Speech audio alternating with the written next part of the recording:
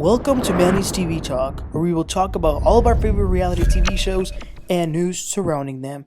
Grab a snack, a drink, and get comfortable because this starts now. Hello, everybody, and welcome back. Today, we're going to be talking about The Real Housewives of Miami, Season 6, Episode 17, the finale. Let's get right into this. I am going through a whole lot, Lisa. Guerdy, don't and you know that. me for Shut that. your mouth. You shut your mouth. You shut your mouth. You're gutter. Yeah, you're. I want that. You're like you're fit. I'm done, okay? I'm sad that this was the finale, but we started the episode with Larsa and Marcus. They are recording their podcast, and Larsa's telling him that she feels like she felt like she was getting interrogated by her friends over the comments that Marcus's father, the legend Michael Jordan, had made about their relationship and him not being okay with it. Then they begin to record the actual podcast, and in it, they're addressing this article about the comments that he made. Marcus says that there was more context to it. Larsa says that she was embarrassed, but they're trying to play it as if what the dad said was a joke. Marcus says that his dad is going to be okay with whoever he ends up dating, and the one whose opinion truly matters is his mom, and he says that her mom loves Larsa, so they've got no worries. Then we see Guerdy and Nicole. Guerdy had hoped that this Mexico trip would be her big celebration and have a good time before going into her chemo. Unfortunately, it was not the most enjoyable for her, especially those last few days. Nicole also shares that she took out her IUD, I think that's what it's called, and now she's mentioned something about her cycle, so they're very close to getting pregnant. Adriana's going to be having the finale party, and Guerdy says that after this finale party, she'll start chemo literally the next day. So, this is a time to kind of celebrate and to not worry about it. The whole process is going to be around 4 months. But apparently, there was a situation. So Larsa's going around telling the press that Guerdy bit her.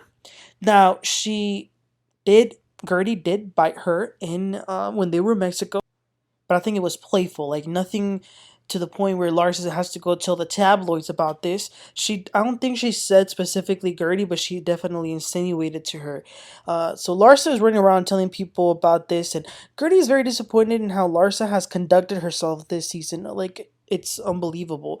Then we see Alexia with her 2 sons. They have moved into a new apartment. She says that they would have moved into something better had they had more time. The 2 sons are helping her move some boxes around. By the way, where's her husband Todd? I feel like he's always away. What's up with that? Anyway, Alexia says that her and Todd are going to Italy next week. So that's something that Alexia wants to talk with Peter about. So she says, God forbid something happen, would Peter become Frankie's guardian? Peter says that he would. I was a little confused why it wouldn't be Frankie's dad who would become his guardian, but I guess it must have something to do with his criminal record. But they're just talking about that, and they want to work on getting Frankie to be more independent. And Alexia says that she knows Frankie would be in the best hands with Peter. Listen, I would not trust Peter to water my plants, but that's Alexia's son, so if that's what she thinks, that's what she thinks. Next scene is Lisa. We finally see her mom and her aunt. They live in Canada, so they came over. They're actually from Jamaica. That was interesting. They lived there. Her mom lived there when she was little, so she doesn't really get to see her mom and other family members super often, maybe twice, 3 times maybe a year. She says that her mom definitely didn't want to come for a while because of how Lenny would treat her. Both the aunt and the mom were telling Lisa that they always knew that Lenny was not the man for Lisa. They didn't like the way that he treated her. Lisa's mom says that she once was so mad that she actually ended up texting Lenny. He didn't respond, obviously, but I always love seeing when the housewives or whoever on these reality shows bring their parents. I feel like it allows us to get to know them a little bit more. Next up, Julia and Adriana are together. Julia is doing a great job with her farm that she's been working on. I think she's calling it Farm to Glam or something like that. So she's investing a lot in this. Also, y'all remember last week we found out that Julia has been making a natural jam? Yeah, she wants to sell that jam for $30. A jar of jam. Listen, I get inflation is high, child, but $30? Listen, I don't even think I would spend more than $10. That's a lot. Ariana also shares, sorry, not Ariana, Adriana. These names got me confused. Adriana also shares that her new song is finished. Also, Julia ended up getting a pig, and Martina doesn't know. So Julia FaceTimes Martina to tell her, but Martina actually liked the pig, so that was funny. Then the women start getting ready for the party. We see Guerdy getting ready, but this is a significant moment. She's going to cut her hair. Very emotional. So her hair, like her natural hair, was like in braids. So her and Russell, because he was helping her, they start by cutting the braids with scissors, and in the remaining hair, he gets that machine. He shaves her head off, and she was crying. I felt so bad. It was so sad because, we know that like a woman's hair is her crown. So I think that on top of knowing why they were doing it, it was such a hard moment. She had tears in her eyes, but thankfully her husband is telling her that she looks beautiful and that he's always going to be there for her. Adriana then is getting ready for her party. She's doing a little rehearsal of her performance that she's going to do. This was surprising though. Marysol calls her to congratulate her. Wow, Marysol, that was a surprise. So Marysol was being super nice. She says that she wishes that she would be there, but she can't wait to see if someone records it. Remember, Marysol is in Europe renewing her vows, so she wasn't gonna be able to attend this party. But wow, okay. Then the women made their way to the party. It's the Havana Nights theme. By the way, Nicole was wearing that hideous red dress that Kenya Moore wore in Atlanta. So everybody makes their way. Emilio Stefan was there. Ana Quinconces was there. Wow, Alexia's face definitely dropped, but it really wasn't that big of a deal. She was kind of just in the background. None of the ladies brought their husbands, though, except, of course, Guerdy did. And yeah, that's the only one who did. Actually, Larsa asked Alexia if she was going to bring Todd, and Alexia was like, no, nobody else brings their husband, so why would I bring Todd? Larsa says, well, I would have brought Marcus, but he's out of town. So then she starts talking about Marcus a little bit more and tells Alexia that it is not true that Michael Jordan is against their relationship. Julia, who we've established is very shady, she couldn't help but like listen to this, so she jumps in and she keeps like pushing some of these questions. And Larsa says that everything is okay. She even asks, like, do your parents have to approve of every person you date or marry, Julia? So, I mean, she does have a point on that, but she does say that Marcus has a close relationship with his dad, so of course he's going to be okay with it. Emilio Stefan then goes to Adriana to tell him that he's actually going to be playing for her, so that's exciting. Also, Nicole's dad and his girlfriend were there. So then Larsa says that she has really made an effort this year to work on her relationships with everyone. Nicole says that she definitely feels more connected with the group this year. And Alexia says, well, I'm glad that I brought y'all together. The funny thing is, Alexia probably believes this. So Guerdy says that they really bonded in Mexico, especially when they were in church. But she and Larsa had made up. So Guerdy was so confused why Larsa mentioned her again in the press. Larsa asks, did I say your name? Did I say your name?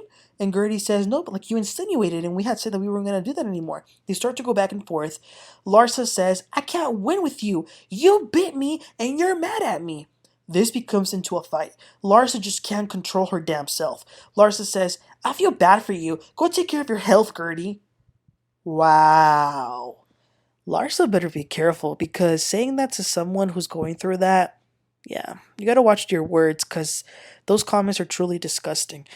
Also, can I just say, Kiki's commentary in her confessionals is everything. She was so confused. She was like, what? What are we talking about? Who bit who? Are we vampires in this group? I love Kiki.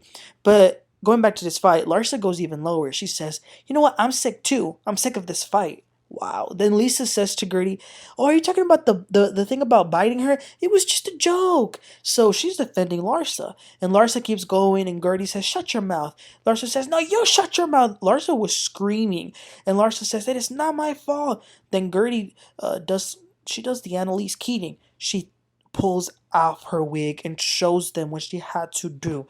But even her doing that and showing such a big thing that she just went through, Larsa cannot shut up. It got very ugly. Larsa is despicable. She says, you're wrong, Guerdy, you're wrong, and I'm never gonna talk to you again.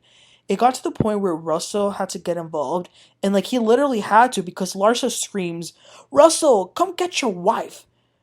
Russell simply says, Larsa, be respectful, be respectful. But Russell does get Guerdy and takes her outside, and he says, "Why do you keep dealing with this?" And Lisa was trying to follow Guerdy, but Guerdy, like, she just needed a minute, and she especially didn't need to see Lisa, out of all people, who was just defending Larsa. But wow, even Alexia, who's like the most hard-headed person, was saying like she would have shut up if she were Larsa. What pissed me off was seeing Larsa and Lisa talk as if Larsa was the victim. They say that they have each other's back. Then Lisa goes on about her divorce. Oh my gosh. Do y'all remember when Jen Shaw got so mad and she was like, "Shut the F up about Mary!" And then she threw that glass on the floor. That was me right there. I was like, "Shut the F up about your divorce!" And I would have thrown that glass if I had it. But anyway, they cool off. They dance a little. Nicole, oh my god. Wow. Nicole's dad was dancing with Kiki. And I cannot believe that they showed the situation going on in his pants. What the hell was that? Then they gather to get to watch our Adriana's performance. She performs her new song, which is called Muévelo, which means shake it. Emilia then goes up there, plays the drums for her. That is such a big deal, honestly. And all the girls supported Adriana. They hugged her and told her that they loved it. And after all Adriana went through last year, I'm so happy that they really supported her this season. Then they bring some mojitos for the girls. They cheers. I am so glad that the cameras did also show very quickly Marysol in Scotland renewing her vows, so she's happy. And then they're starting to show those finale flashcards, like what are they up to now. So that's what Marysol was up to. Kiki is still doing her thing, doing her modeling, taking care of her kids. She is dating someone now, so that's gonna be interesting. Adriana continuing with her music. Nicole is pregnant. You know, congratulations. Unfortunately, her dad died after filming. The good thing, though, is that he did know that she was pregnant, so at least she got to announce that to him. Larsa, she got a promise ring from Marcus. Julia has began talking about the idea of adoption with Martina again. Frankie's doing great. We saw him take his first Uber, and it went very well. Alexia feels very positive about his progress, and Todd bought a Ferrari. Is it a good idea to buy a Ferrari when you have financial problems? But anyway, Lisa moved into a new condo. She's still waiting on Lenny to build the house, and he's now contesting the settlement. So we're probably gonna have to keep hearing about this Lenny situation. Lord have mercy. But last but not least, Guerdy is now cancer free after 120 something days of chemo. That's all that matters. And that was el fin, the end. Not really though, because we're gonna get the reunion next week, and it looks like it's going to be explosive. A lot of people are gonna be fighting each other. I can't wait. But wow, you guys, Larsa, I just can't believe the way that she behaved. It's one thing for you to fight with someone when you're fighting with someone that's going through cancer. That's only a woman with a character flaw would do such a thing. But anyway, you guys, let me know what are your thoughts about the finale. Please don't forget to like and subscribe, and I'll catch y'all next time. You have a great one. Bye.